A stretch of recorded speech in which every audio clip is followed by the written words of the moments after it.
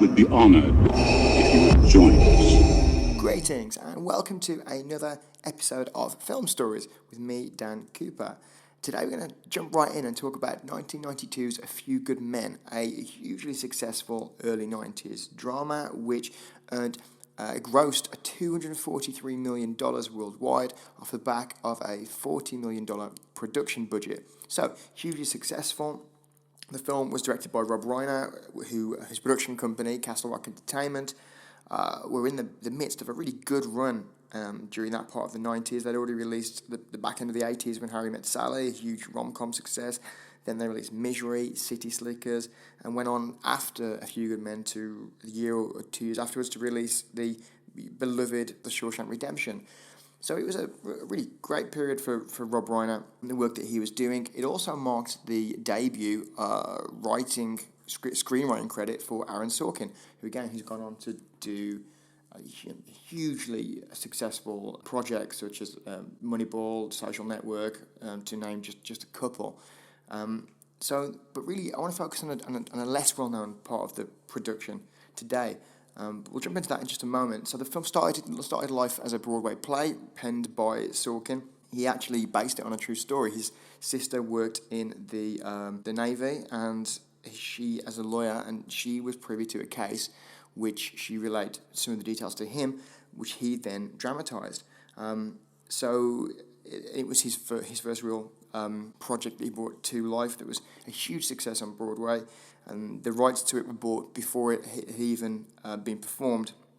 Rights were bought, of course, by Castle Rock Entertainment, and it just snowballed from there. Lots of stars were involved. I mean, you had such a starry early 90s cast, alongside, obviously, Tom Cruise and Demi Moore in the main two roles.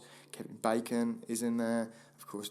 Obviously, Jack Nicholson's star turn leads to that iconic "You Can't Handle the Truth" scene, one of the most famous scenes in Hollywood history.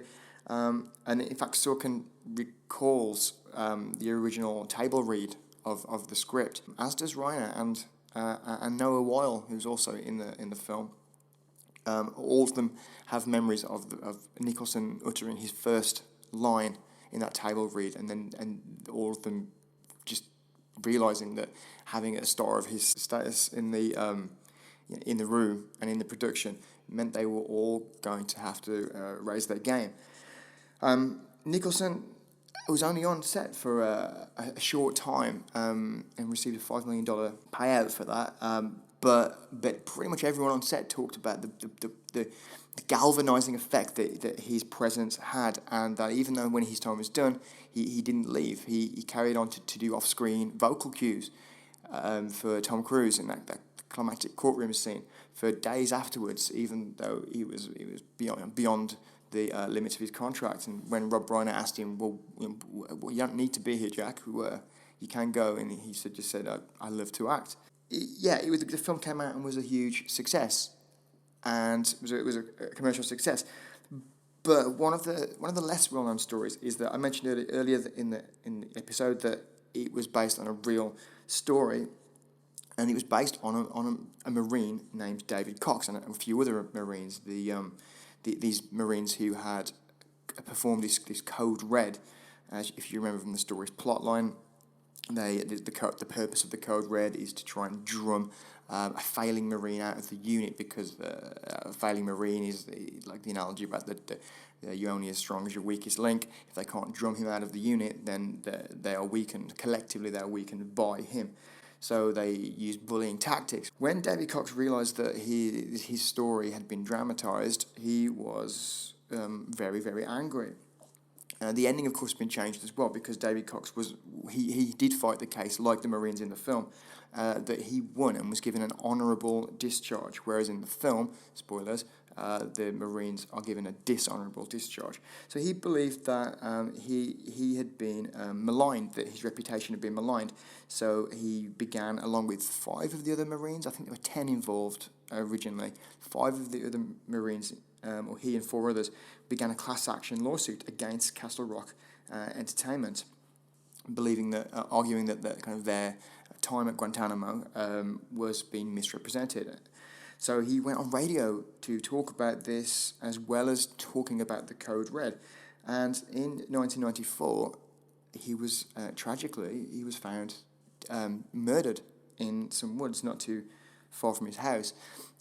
He'd been shot 4 times. His wallet was still there, so it didn't seem to be a crime motivated by money. And oddly enough, he was wearing his Marine jacket, a garment that he'd never worn during his civilian days. The case was never solved. It remains unsolved and to this day, but rumours persist. Some reports argue that it was because he'd been in the public speaking about the case, speaking about the code red, that led to his murder. There are of course other theories, and as the case has never been solved, there is no definitive answer. But just one of those really tragic and interesting stories to widen the context of the film.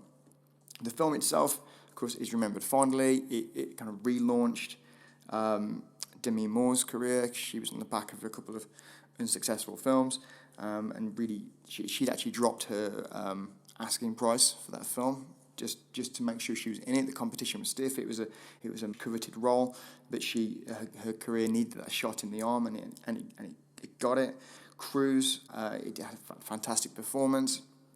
One of his better dramatic performances. He'd go on to bolster that with appearances in equally dramatic performances in films like Interview with the Vampire, before he settled kind of more firmly into the kind of action archetype that he seems to favour in the decades since. So yeah, it's an interesting story with a kind of tragic side note, but definitely a film, if you haven't seen it in a few years, worth going back to and digging out. An absolute stone cold classic. So that's our film story for today. Please do hit the like. Please do subscribe. We're a tiny organisation, and we could do with all the support that we can get. So if you can do any of that for us, share this, subscribe, we would really, really appreciate it. And we'll see you back here soon with another film story.